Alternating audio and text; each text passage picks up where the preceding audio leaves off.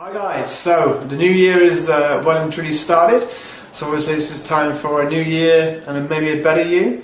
I don't want to say new year, new you because that makes me feel sick in my back of my mouth, and I see it everywhere across all the gyms that I go into at the moment this time of year. In all honesty, if you're the sort of person that's going to respond well to a kind of a new year, completely new you sort of person, you probably would have started last year and you wouldn't have waited for January the 1st or 2nd to come around.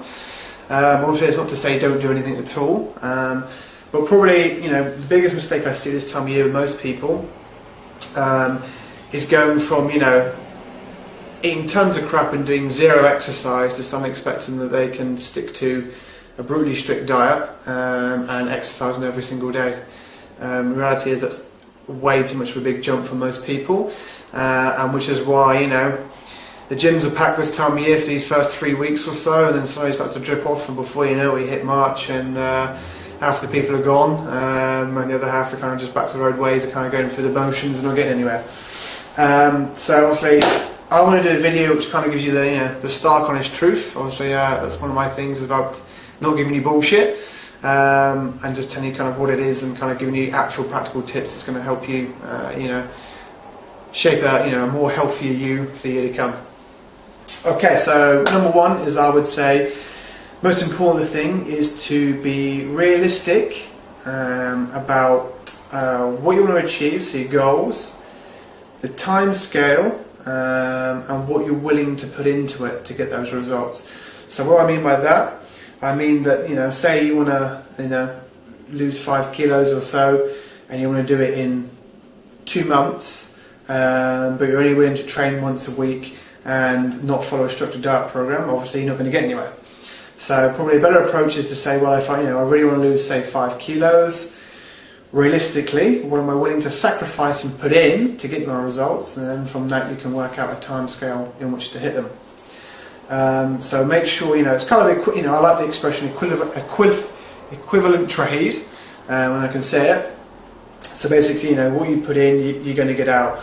So if you put in like minimal, almost focal effort, there is no way on earth you're going to get a fantastical 12-week transformation. Yeah, some people do really well in 12-week transformations. In my experience, those clients are probably 1 in every 10. I will meet someone who's of the right mindset and caliber and character to be able to push themselves hard enough to do that. Because if you want a 12-week transformation, your effort and your input's going to be up here. Yeah, so you get that result. Okay.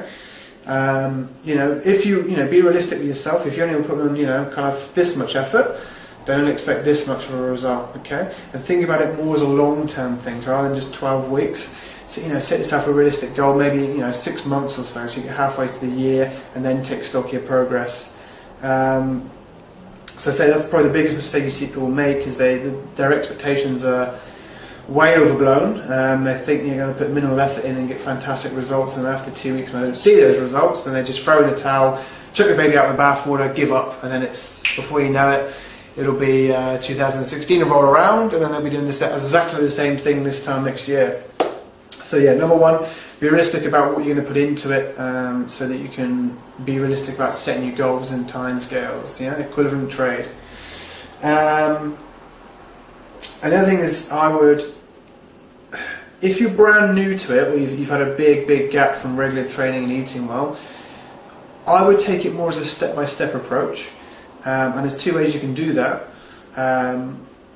If you're a sort of person that's pretty driven, holds yourself accountable, and does well under pressure, I would say look at all the things you need to change and pick the biggest, most beneficial thing first, work on that, and then work your way down into the small little habits that are going to help you along the way. Obviously the biggest one, if you are going to do that, is getting your calorie balance right. So you need to kind of grasp the nettle, as it were. Use something like MyFitnessPal, track everything that you eat for a whole week, and then review that week. Work out, there's a lot of online calculators that can do that. Work out where your calories should be for maintenance, and then if you want to obviously get fat loss, we need a deficit of about 200-300 calories per day. Work out that number, compare it to what you've been eating on an average over the whole week per day in MyFitnessPal, and see where you're at. Obviously, if your average is up here and you should be here, obviously you're not going to get the result. If it's same, then obviously you're in the right ballpark. But that's the hardest thing for a lot of people to grasp, is that you've got to be consciously aware of what you're eating. And yes, it can be a bit of a painful process, or it can be boring as well, but if you get that right, that will stand you in good stead for the rest of the year. If you can control your portions and control your calories that you're eating, and be consistent with it, that's the most important thing to do, but it's also probably the hardest thing to do straight off the bat. The other way of doing things, if you're not up for that sort of big approach, is maybe start with the small things. So maybe look at maybe keep a food diary, and maybe you've got a habit of always eating some chocolate before you go to bed or something. Maybe just exchange that chocolate for a little bit of fruit, like a small handful of cherries or something like that. Start making kind of trades to foods that are slightly lower in calories, higher in micronutrients, obviously more fibre and water in them.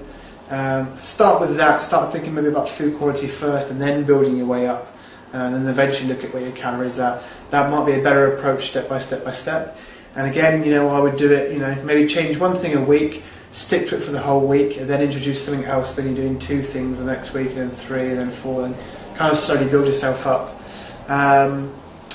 Also, if you're going to do that, I would probably say, get into a regular exercise habit. If you're doing 0 exercise at the moment, after kind of calories and food is probably the second most beneficial thing you should be doing. And all you have to do really is just set aside 4 hours a week to do something that challenges you physically. So obviously, if you're not doing anything at the moment, just going for an hour's walk is going to be challenging for you. Yeah? If you're somebody who does kind of regularly train, think to yourself, well, how am I going to kind of step this level up? How am I going to make it a little bit harder? Because whatever you do, your body's going to adapt to it, and the more your body adapts to it, the more efficient it becomes. Therefore, the less calories you're going to burn, the less hormonal response you're going to get, obviously less fat burning and physique transformation you're going to get. So obviously bear that in mind. You've got to challenge yourself at least 4 times a week for an hour each time. Okay, but be realistic where you're at. If you're not, just start with walks and build yourself up.